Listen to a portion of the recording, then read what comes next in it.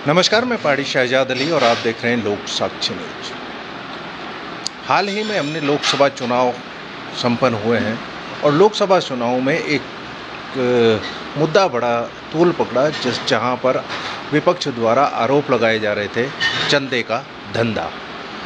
वही चंदे का धंधा भारतीय जनता पार्टी का पीछा छोड़ने का नाम नहीं ले रहा है। आज फिर एक बार गजेंद्र रावत जी हमारे साथ में हैं और वरिष्ठ पत्रकार भी हैं। केदारनाथ धाम को लेकर जो दिल्ली में केदारनाथ धाम ट्रस्ट के नाम से मंदिर बन रहा था, उसको लेकर जो चंदे की बात की जा रही थी, वहाँ पर एक बार फिर जो है मामला तूल पकड़ गया है, क्योंकि QR कोड पर आपने कल ही एक चंदा दिया है। तो क्या कहेंगे, क्योंकि चंदे का जो ये धंधा है ये भारतीय जनता पार्टी का पीछा नहीं छोड़ रहा है। दरअसल ये जो सारे सवाल हैं ये खुद सरकार से आए हैं, उनके संगठन से आए हैं, भारत सरकार के मंत्री से आए हैं। और ये उस दिन हुआ कि उत्तराखंड के लोगों को तो मालूम नहीं था कि दिल्ली में केदारनाथ धाम के नाम से आप कोई मंदिर बनाने जा रहे हैं। मुख्यमंत्री को वहाँ मुख्य अतिथि बनाया गया।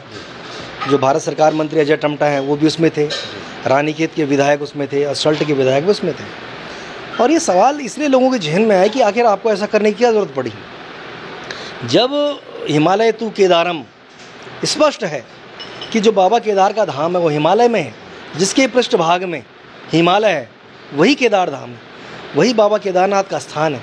तो फिर आपको वहाँ ऐसा करने की ज़रूरत क्या थी।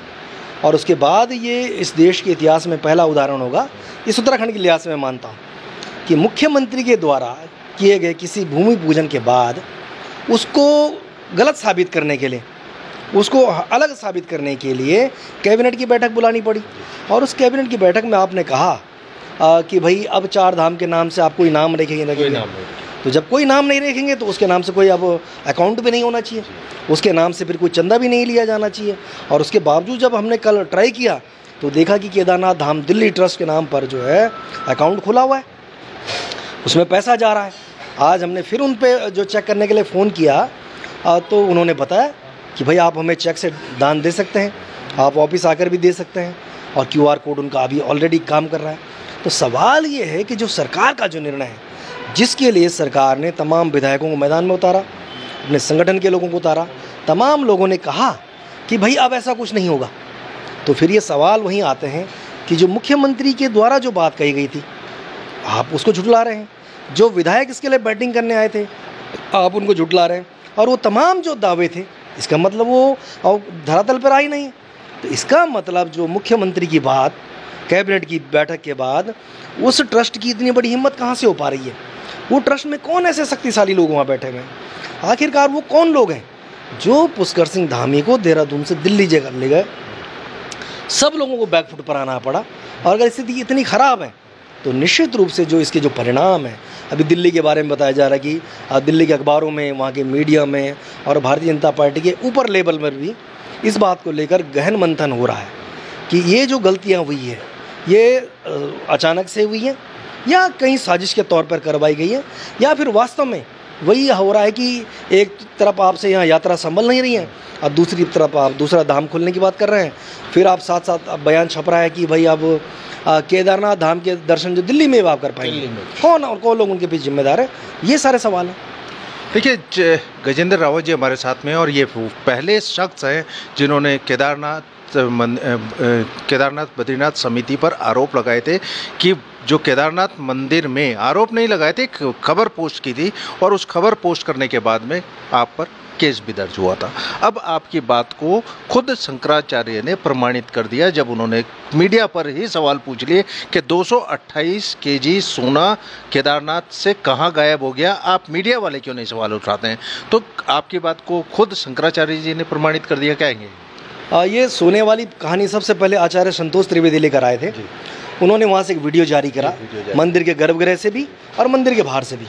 उन्होंने कहा कि यहाँ सोना चोरी हो गया है, और उससे पहले जब वो सोना वहाँ लगाया जा रहा था तो बाकायदा मंदिर समिति के अध्यक्ष ने यहाँ के मुख्य सचिव को चिट्ठी लिखी कि यहाँ सोना लग गया है, इस सोने की चौकीदारी के लिए आप जो है पुलिस फोर्स लगाइए, और ज़्यादा फोर्स यहाँ की ज़रूरत है क्योंकि ये सोना चोरी हो सकता है। इसका मतलब जो है वो बात जो उस समय बड़े अखबारों में छपी कि वहाँ 230 किलो सोना लगा, बाकायदा हेडलाइन है। 3-3, 4-4 अखबारों की हेडलाइन थी। सारे देश दुनिया के टीवी चैनलों को वहाँ बुलाया गया कि यहाँ सोना लग गया है, 550 प्लेटें वहाँ लग गई सोने की। वो तो जब आचार्य संतोष त्रिवेदी उस सवाल को लेकर आए, और वही बात हमने भी पूछी कि भाई केदारनाथ धाम के भीतर अगर ये सोना चोरी हुआ है तो ये निश्चित रूप से बहुत गंभीर सवाल है। आने वाले समय में कोई भी दानदाता वहाँ चंदा कहाँ से देगा, आपको दान क्यों देगा, जब उसको पता चलेगा कि यहाँ भारी अनियमितताएं हैं। हमने वो सवाल किया और उनको लगा कि वो हमारे ऊपर कोई झूठा मुकदमा लगाकर हमें चुप करा देंगे, इस प्रदेश के लोगों को चुप करा देंगे, लेकिन इससे तो कोई चुप नहीं होने वाला है। सवाल ये है कि जो गड़बड़ियाँ हुई है, आपने उस दिन क्यों नहीं कहा कि भाई 230 किलो नहीं है। आपने तो करीबन 1.25 साल बाद जब आचार्य संतोष त्रिवेदी विषय को लेकर आए, जब पूरे देश दुनिया में वो सब बातें चली, तब आप बैकफुट पर आ गए। अब आप उसके बिल लेकर आ रहे हैं, वो बिल किस प्रकार के हैं क्या नहीं सब देख रहे हैं। कहीं नहीं लिखा गया ये सोना जो इसमें लगाया वो कितने कैरेट का है। स्पष्ट रूप से लिखा जाता है कि भाई अगर आप भी कभी कुछ चीज़ लेने जाते हो तो सुनार उसमें लिखता है कि ये 20 कैरेट का है, 23 का है, 24 का, 22 का, 21 का, जो भी है स्पष्ट है चीज़ें, आप उसमें नहीं लिख रहे। यानी कि अभी भी ये गलती छुपाने के लिए बहुत सारी गलतियाँ हो रही है। तो इसलिए ये जो मुकदमे करने से, शंकराचार्य जी का अपमान करने से या कुछ भी बात बोलने से भला नहीं होने वाला है। इनको अभी भी ये बताना पड़ेगा कि मंदिर समिति के जो 11 सदस्यों ने जो मुख्यमंत्री पुष्कर सिंह धामी को चिट्ठी लिखी और उन्होंने कहा कि मंदिर समिति में अजेंद्र अजय के अध्यक्ष बनने के बाद भारी अनियमितताएं हुई है, भारी भ्रष्टाचार हुआ है, और उस समिति के सदस्यों ने बाकायदा SIT जांच की मांग की थी। SIT नहीं हुई, और SIT होने की बजाय मंदिर समिति की ओर से बता रहे हैं कि सरकार को 10 करोड़ रुपए का चेक दिया गया कि सरकार अपना काम करे। तो जो मंदिर समिति पूरे देश दुनिया के लोगों से दान मांग रही है, चंदा मांग रही है, उसको उत्तराखंड सरकार को पैसे देने की ज़रूरत पड़ गई। ये सवाल बेहद गंभीर है, और इसलिए कि आने वाले समय में इसके क्या रेफिकेशंस होंगे, इससे यात्रा पे क्या नुकसान होगा, क्या प्रभाव पड़ेगा, हमारे जो लोगों की रोजी रोटी उसी 4 धाम यात्रा से चलती है, उसको लेकर भी और गंभीर सवाल हो रहे हैं। और इन सारे सवालों के जवाब सिर्फ और सिर्फ सरकार को देने, बद्रीनाथ केदारनाथ मंदिर समिति को देने, और वो जितना उनसे बचते रहेंगे वो उसमें ज़्यादा उलझते रहेंगे। एक सवाल मैं एज पत्रकार होने के नाते आपसे पूछना चाहूँगा कि क्या जो, क्योंकि शंकराचार्य ने खुद कहा है और उसके बाद PKTC के अध्यक्ष का बयान आता है कि शंकराचार्य उस पर राजनीति कर रहे हैं। जिस व्यक्ति के यहाँ पर सभी राजनेता शीश नवाते हों, क्या राजनीति करने का आरोप शंकराचार्य पर लगाना उचित है? शंकराचार्य अभिमुक्तेश्वरानंद के पैर छुए मोदी जी ने, आशीर्वाद लिया उन्होंने। शंकराचार्य जी ने उनके गले में माला डाली आशीर्वाद के स्वरूप में। अजेंद्र अजय को बताना चाहिए वो किस व्यक्ति के ऊपर सवाल खड़े कर रहे हैं। वो कोई सामान्य व्यक्ति नहीं शंकराचार्य। आप उनके बारे में जितना बोलेंगे आप उतने ही गर्त में जाओगे, ये स्पष्ट है। तो इस प्रकार से आप अगर इस पद पर बैठे हुए व्यक्ति के बारे में राजनीति करने की बातें, धर्म की तमाम तक कुछ भी बातें, ऐसी बातें बोलोगे जो शास्त्र सम्मत नहीं है, तो निश्चित रूप से आपको उसका पाप का भागी होना पड़ेगा, ऐसा मेरा मानना है। अच्छा, एक क्या BKTC को आगे आकर के स्पष्ट नहीं करना चाहिए कि वहाँ सोना लगा था, किस व्यापारी ने लगाया था, कौन सा मतलब वहाँ पर कौन सा ऐसा श्रद्धालु था, किसने दान किया, वो सामने आकर के बयान दे कि भाई 228 था, 200 किलो था, 28 किलो था या 22 किलो था, वो क्लियर तो हो जाए कम से कम। और दानदाता के बारे में पहले भी बताया जा रहा है कि वो कई बार इस प्रकार के विवादों में रहे हैं। अच्छा, हो सकता है कि वो चाह रहे हो कि ऐसे पछड़े में न पड़ा जाए, इसलिए किनारा कर लिया जाए, उन्होंने बिल भिजवा दिए, जो कुछ भी किया होगा ये एक अलग विषय हो सकता है। लेकिन मूल सवाल ये है कि जिस दिन अखबार में, टीवी चैनलों में 550 प्लेट सोने की प्लेट लगाने की बात चल रही थी, जब बता रहे थे कि MI-17 हेलीकॉप्टर से वो प्लेटें लाई जा रही हैं, बताया जा रहा है कि वहाँ बड़े बड़े जो हैं लोग आ रखे हैं उसको फिट करने के लिए, उस दिन तो आप महिमा मंडन कर रहे थे अपना और अपने को हिंदू हृदय सम्राट घोषित करने की कोशिश कर रहे थे। तो जब उस दिन आप यश के भागी थे, तो आज जो अपयश है वो उसके भागी भी आपको ही बनना पड़ेगा। ये नहीं हो सकता है कि आप मीठा मीठा खाओगे और जो कड़वा है उसे तू करोगे, ये नहीं चल सकता। जिस पद पर आप बैठे हुए हैं, अगर आप उसे न्याय नहीं करेंगे तो निश्चित रूप से वो आपके लिए भी खराब होगा, इस प्रदेश के लिए भी खराब होगा। और ये जो 4 धाम जो हमारी व्यवस्था है, जो हमारी रोजी रोटी का साधन है, हमारे हज़ारों लाखों भाई बहन, हमारे परिवार के लोग उसकी रोजी रोटी से चलते हैं, तो वो भी उससे प्रभावित होंगे। इसका एकमात्र समाधान है कि इनको सामने खड़े होकर बताना पड़ेगा, और ये प्रेस विज्ञप्तियाँ भेजने से, ये सब छपवाने से काम नहीं चलने वाला। जिस दिन ये सब घटनाएं हुई हैं, चाहे केदारनाथ टेम्पल का दिल्ली में शिलान्यास की घटना हो, या फिर हम जो सोना जो है पीतल हो जाने की घटना हो, तब तक केदारनाथ में चुनाव होंगे ये किसी को मालूम नहीं था। लेकिन आज यदि चुनाव हो रहे हैं तो विपक्षी उसका राजनीतिक लाभ लेंगे अथवा नहीं लेंगे। बहुत सिंपल बात है, उस मंदिर के भूमि पूजन के लिए पुष्कर सिंह धामी तो एक दिन भी नहीं रुके। इसका मतलब प्री डिसाइडेड था। इसका मतलब ये तो नहीं मालूम था कि शैला रानी रावत की मौत कितनी तारीख होगी, उनकी अंत्येष्टि कितनी तारीख है, तो किसी को नहीं मालूम था ना किसी को ये मालूम था कि वो सीट वैकेंट होने वाली है। भाई सब तो ये अपेक्षा कर रहे थे कि शैला रानी रावत स्वस्थ हो जाएंगी, वापस आ जाएंगी, सब ठीक ठाक हो जाएगा।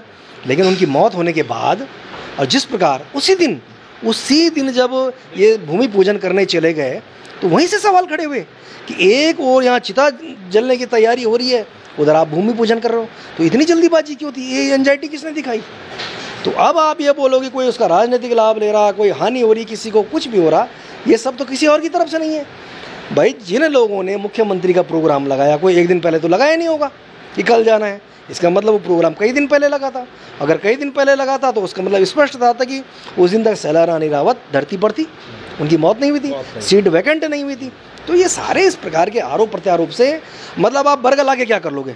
आप स्पष्ट रूप से कहिए ना कि भाई ये इस प्रकार से जो व्यवस्था है, एसआईटी की मांग की गई थी, आप एसआईटी जांच कराइए और किसी रिटायर्ड जो जज हैं उनसे जांच कराइए, कुछ ना कुछ तो करवाइए। लेकिन आपने तो चूंकि जो सदस्यों ने भी पत्र लिख कर दिया, आपने उसको भी डिनाई कर दिया। जो आज शंकराचार्य जी कह रहे हैं आप उसको भी डिनाई कर रहे हैं, जो वहाँ पंडित पुरोहित जो पुजारी वहाँ कह रहे हैं आप उसको भी डिनाई कर रहे हैं। तो जितना आप उसमें पर्दा डालने की कोशिश कर रहे हैं, बात उतनी ही ज़्यादा जो है ऊपर उछल कर आ रही है, और निश्चित रूप से ये इस प्रदेश के लिए बिल्कुल भी सही नहीं है। रावत जी, हमारे साथ जुड़ने के लिए बहुत बहुत धन्यवाद। और क्या कुछ एक अंतिम से ले लेता हूँ कि क्या लगता है कि इसका पटाक्षेप कब तक हो जाएगा? क्या सरकार आकर के इस पे वाइट श्वेत पत्र जारी करेगी? क्योंकि कहीं ना कहीं खींचालेदर तो हो रही है। और सरकार चलाने वाले लोगों के भीतर इच्छा शक्ति होती है। 2 उपचुनाव हार गए, मंगलौर और बद्रीनाथ का, और मुख्यमंत्री का बयान नहीं आया। इसमें किस बात का डर? हार गए, चुनाव में हार जीत तो होती रहती है। अब आपने परसों तक कहा कि आप पूरे देश में स्टार प्रचारक बन गए हैं, बहुत बड़ी बातें हो रही, सब अच्छा चल रहा है, तो सब कल तक अच्छा था। आज भी इच्छा शक्ति दिखाने की ज़रूरत है। आज आपको किसी अच्छी एजेंसी अगर इसकी जो है जांच करा दी जाती, तो मुझे लगता है ये मामला तो 1 साल पहले जो है वाइंड अप हो जाता। तो जितना आप इसको जो है लिंगर ऑन करते जाएंगे, उतना आप इसमें उलझते जाएंगे। चलिए, अब केदारनाथ टेम्पल समिति या BKTC इस पर क्या कुछ करेगी, या सरकार इस पर क्या कुछ निर्णय लेगी? क्योंकि राजनीतिक दल तो राजनीति जरूर करेंगे। आज समय किसी को नहीं मालूम था कि वहाँ पर चुनाव होने वाला है, लेकिन अब जब वहाँ चुनाव होने वाला है तो जाहिर सी बात है कि लोग हर तरह का सवाल जरूर खड़ा करेंगे। तो कोशिश यही है हमारी कि आखिर इस पूरी घटना पर क्या कुछ राजनीतिक दलों की प्रतिक्रिया रहती है, वो हम आपके लिए लेकर के आएँ। तो बने रहिए लोक साक्षी न्यूज़ पर।